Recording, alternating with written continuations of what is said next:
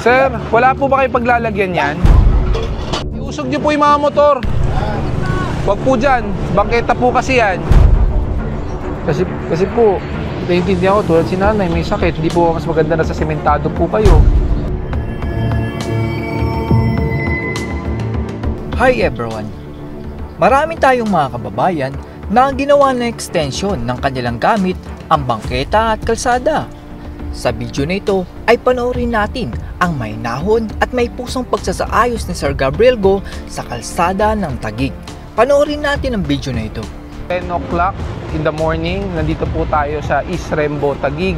Kasama po natin ang barangay, no, na nag-clearing po tayo sa mga specific streets na kung saan they considered it as a major thoroughfare, mga busy streets dito po sa kanilang barangay.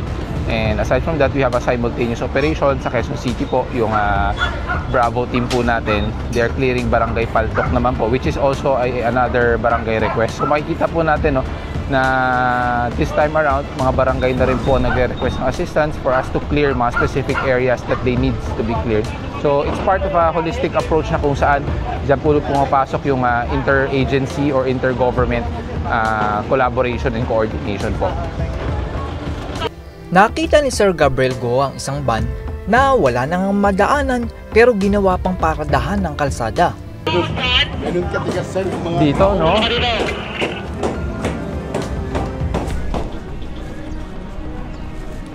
Dapat to, hindi napaparadahan, kagawad. Kasi dapat ano yan. Clear po to, just in case. Ano na lang sir yan. Sabihan na lang po, patikitan. Pag umaalis naman sir yan. Kasi ano po to mamaya pag may emergency. Yes sir. Hindi, pagsabihan na lang muna. Wala talaga sir yan tumaparada. Umaalis po.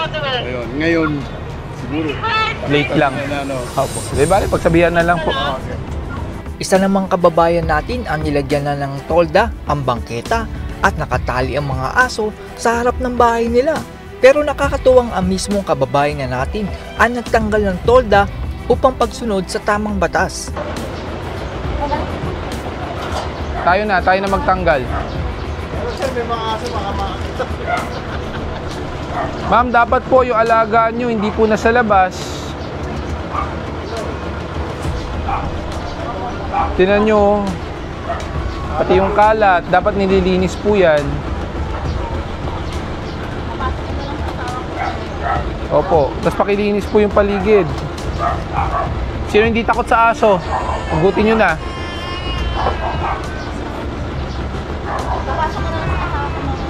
Hindi, yung trapal po, kailangan po tanggalin. Tapang-tapang mo, takot ka sa aso. Ako nahuhugot. Pwede sa skog si ate, may flash. Always ready. Ito, yeah. Ito, mas matibay yun. Yung sa kanya bago, mas matibay. Ayun. Pasok sa loob. Tara. May mga rider naman na ginawa ng parking lot ang daanan na bangketa. Nagbigay naman si Sir Gabriel Go ng suggestion upang malaman ng ating kababayan na hindi dapat pinaparadahan ang bangketa. Iusog niyo po yung mga motor. Huwag po dyan. Bangketa po kasi yan.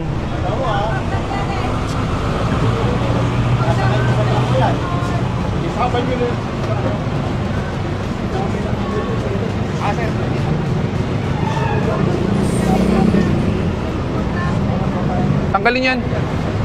Ay wala, nasa loob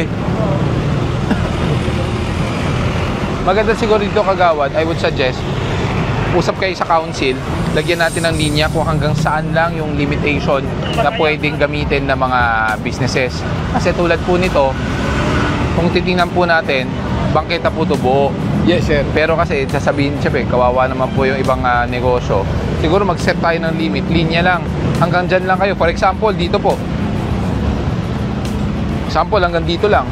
Hindi na sila pwedeng lumagpas. Yes sir. Pwede po natin gawin yun. Yan po yung ginagawa ng CP. Lilinya namin. Opo, pwede po yun. Linyahan nyo dito, pwedeng gawin nyo yung poste.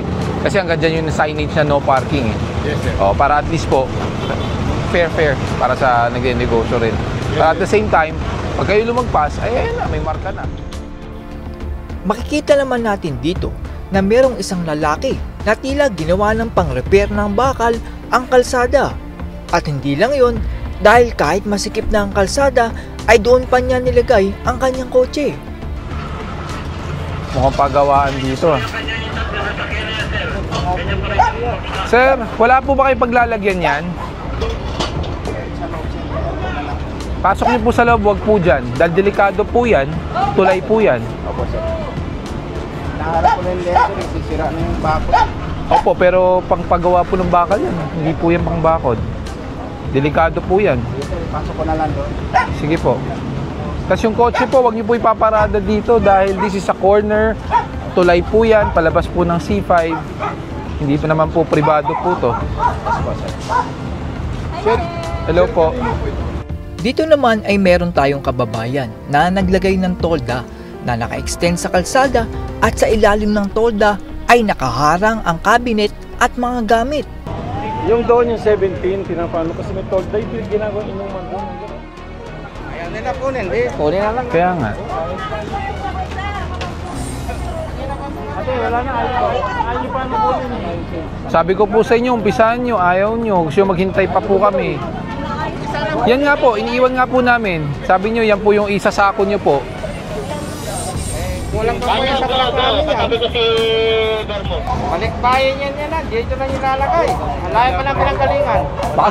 Baka sumama yung bubong. Kuya, baka sumama yung bubong. Bupit. Kasama yung bubong.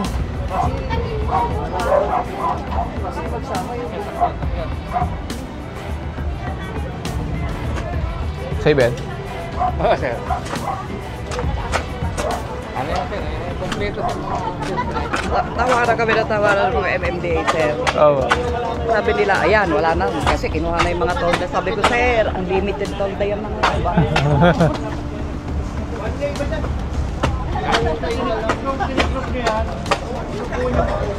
Kanina pa po kami. Ayaw pumilos eh. Ito po, pakikuha na po.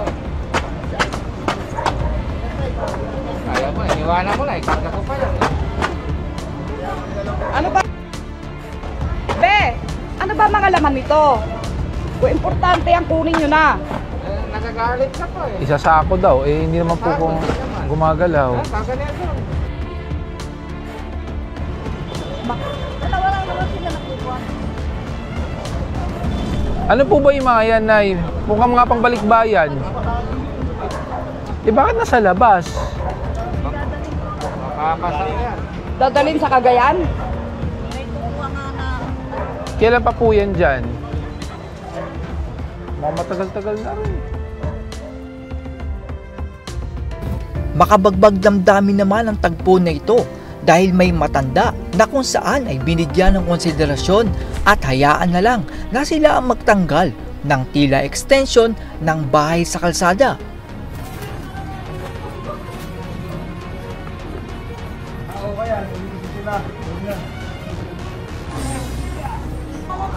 Tay, extension lang po ba to o dito po talaga yung nakatira?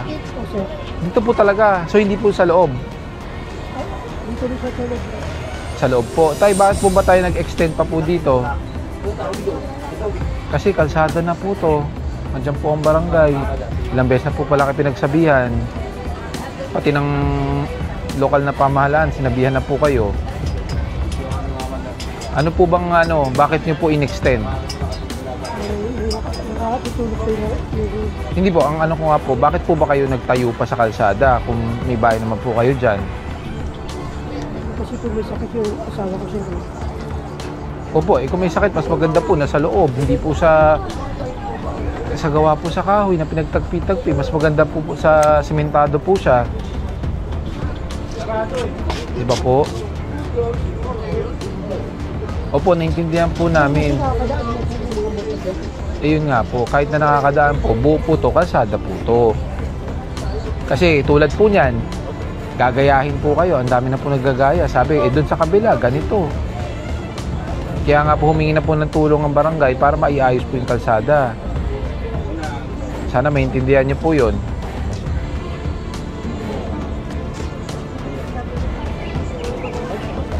Hindi na po ba kayo kasya sa loob? O kasya pa naman po? Kasya po. Hindi ko. Hindi po kayo kasya. Ilan po ba kayo sa pamilya? Kasi po, naiintindihan ko, tulad si nanay, may sakit. Hindi po mas maganda na sa sementado po kayo. Pag umulan, basa pa rin po yan. Hindi, kala ko ba sa inyo to? Hindi ba sa inyo to? Kubeta dito. Ito po, hindi, wala po yan. Pader, sa inyo rin po. Ba't di na lang po kayo sa loob para wala na po ito?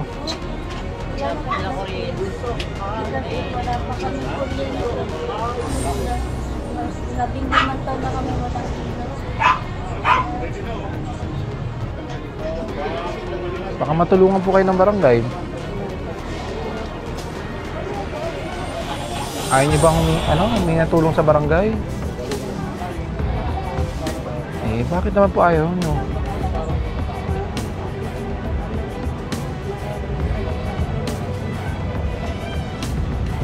Eh kami po, ako po mag-endorso sa inyo sa barangay para matulungan po kayo. Kasi kailangan din po alisin po talaga yan. Kasi babalik-balikan po to. Kasi may complaint na po na bumaba sa barangay na galing po sa 8888. Ang 8888 po, ibig sabihin po, complaint galing po sa Malacanang. So, siyempre, kailangan po umaksyon din ng barangay. Baka matulungan po kayo mahanapan ng relocation.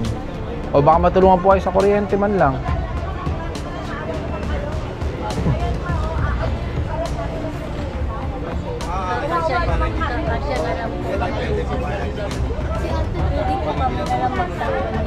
Sige po, bigyan ko po. Ito po, mag-usap po tayo kasama barangay ha. Asan po yung barangay representative? Ganito po, napagkasunduan namin, sila daw magsa-self-demolish. So ngayon, hanggang kailan po, Nay? Kayo po magbigay. Saka po namin kayo babalikan. Para 2 linggo po. 19. Hanggang katapusan. Kaya po ba hanggang katapusan? Ang problema po nila kagawad, meron naman silang bahay sa loob. Ang problema, wala daw po silang kuryente. Eh, sabi ko, ganun din naman. Sa labas, wala rin naman kuryente. Parehas lang naman po. Di ba po?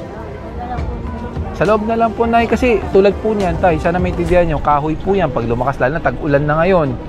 Di ba po? Pag nabasa po yan, lalong delikado po kayo. At least yan sa loob, kahit paano, sementado. Bigyan po namin kayo hanggang katapusan.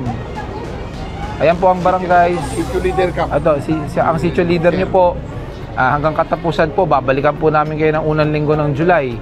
Sana po, malinis na, ha? Yun lang naman pakiusap po namin. Tapos kung may maitutulong po ang barangay, kung ano man po, lumapit po kayo. Opo. Huwag niyong tatatuwing kaaway po ang barangay. Tutulungan po kayo niyan, ha? Tayo, yun na lang po, ha? Hanggang katapusan. Ako na magtatanggal. Opo, opo. Tatabi ko na lang siya yung tatanggalin. Opo, pero wag po iharang sa kalsada, ha? Kasi doon lang sa tabi lang siya. Ay, daanan din po yun, Tay. Baka pwede po natin magawa ng paraan na... bigyan ko... May isa namang ginang na ginawa ng bakod ng bangketa.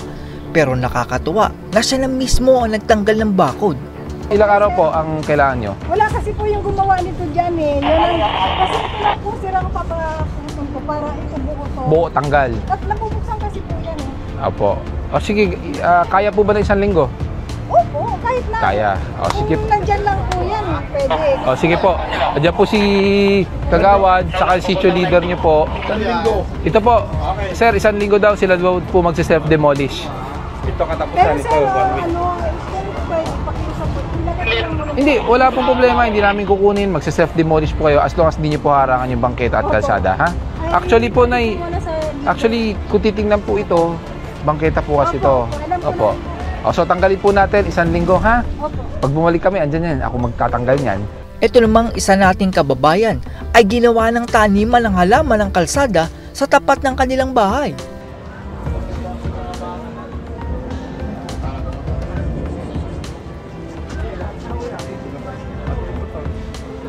Kanina ba yung motor?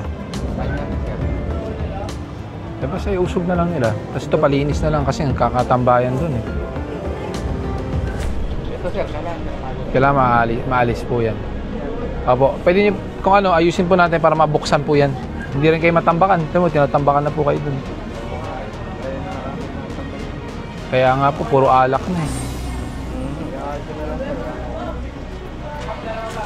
Kung gusto nyo ibang ano, tayo na kumuha.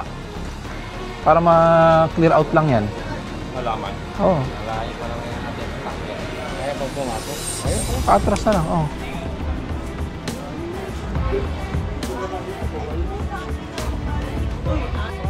Ang linis kayo ng Pasig, di ba? Isa sa pinakamaruming Opo. city ngayon. Opo. And, Number 1 city. yung gate na to, pwede natin gibayin yun. Oo. Yun nga lang, magpas na rin yung bahay. Teka mo siya yan. Opo. Halos sa gitna eh. Nakita natin ang pagsasaayos ni Sir Gabriel Go at ng MMDA sa mga masisikip na kalsada sa Taguig. Napakaganda ng ginagawang ito ni Sir Gabriel Go at ng MMDA dahil nagiging aral ito para sa lahat na ang bangketa ay hindi dapat sinasakop at ginagawang extension ng bahay. Ang mga video ni Sir Gabriel Go at ng MMDA ay nagiging paraan upang mabigyan ng education ang bawat Pilipino na may batas ang ating bansa tungkol sa illegal parking at illegal structure sa kalsada. Saludo ako kay Sir Gabriel Go at MMDA dahil kahit mahirap ang kanilang trabaho ay nagagawa nila ito ng payapa at naaayon sa batas. Sa lahat po ng mga Pilipino ay ang bangketa po ay daanan ng tao at hindi po parkingan ng sasakyan ang ating kalsada. Sana po ay bago tayo bumili ng sasakyan ay garahe muna ang ating unahin. That's all everyone. Salamat sa inyong panonood. This is Chuck and you're watching Biker Drone.